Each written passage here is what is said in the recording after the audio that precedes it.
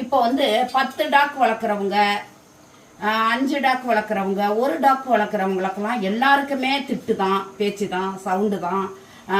மக்கள் வந்து தொந்தரவு கொடுக்குறாங்க. ரோட்டில் போகிறவங்களுக்கு சாப்பாடு வைக்கிறவங்கள வந்து தொந்தரவு பண்ணுறாங்க. எல்லாம் தமிழ்நாடு முழுவதும் இந்த பிரச்சனை அதிகமாக எனக்கு கால் வரும். சரியா? அப்போ என்ன செய்வோம், அவங்க தவிப்பாங்க பாருங்க. அந்த தவிப்பு வந்து என்னால் தாங்க முடியல. நான் இப்போ தவிக்கிறேன்ல, இப்போ நான் எவ்வளோ பேச்சு வாங்கிட்டு நான் இப்போ தவிக்கிறேன். அதுமாரி நான் 100 வச்சு ரிஜிஸ்டர் பண்ணி அவ்வளோ ஆஃபீஸர்களும் அவ்வளோ அதிகாரிகளையும் எங்களுக்கு சப்போர்ட் பண்ணியும் நான் தவிக்கிறேன்ல. அதனால இந்த 5 டாக்கு 10 டாக்கு ரோட்டில் சாப்பாடு வைக்கிறவங்க இவங்களுக்கெல்லாம் நான் என்ன சொல்கிறேன், இது சம்மந்தப்பட்ட அதிகாரிகள் உடனே ஆக்ஷன் எடுங்க. இவங்களுக்கான தீர்வு உடனே கொடுங்க. மெயில் அனுப்பணும், நாங்கள் மெயில் அனுப்பினாதான் நாங்கள் சொல்லுவோம் அப்படிங்கிறதெல்லாம் வேண்டாம். ஏன்னா அந்த ஸ்பாட்டில் என்ன நடக்குது தெரியுங்களா? கொலையே நடக்கும் போல, கொலையே நடக்குது. இந்த பிள்ளைங்களுக்கு சாப்பாடு வைக்கிறவங்களையும் வளர்க்குறவங்களுக்கும் கொலையே நடக்குது.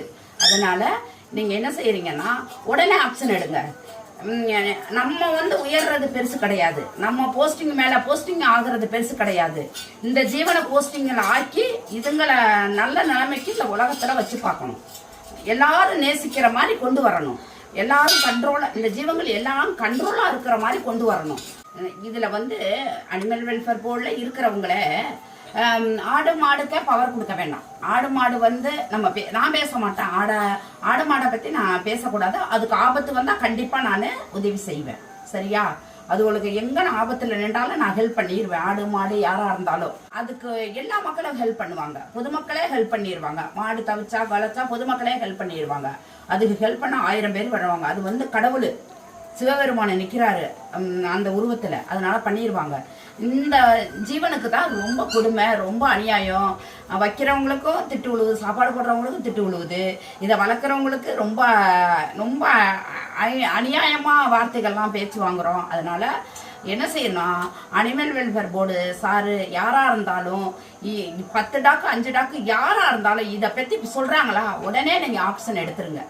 மெயில் அனுப்பணும். மெயில் அனுப்பி நீங்கள் 2 நாளுக்கு கழிச்சு பார்த்து அதுக்குள்ள இவங்களுக்கு உயிர் போகுதா, உயிர் வருதா, உயிர் இருக்குதானே தெரியாது. சரியா?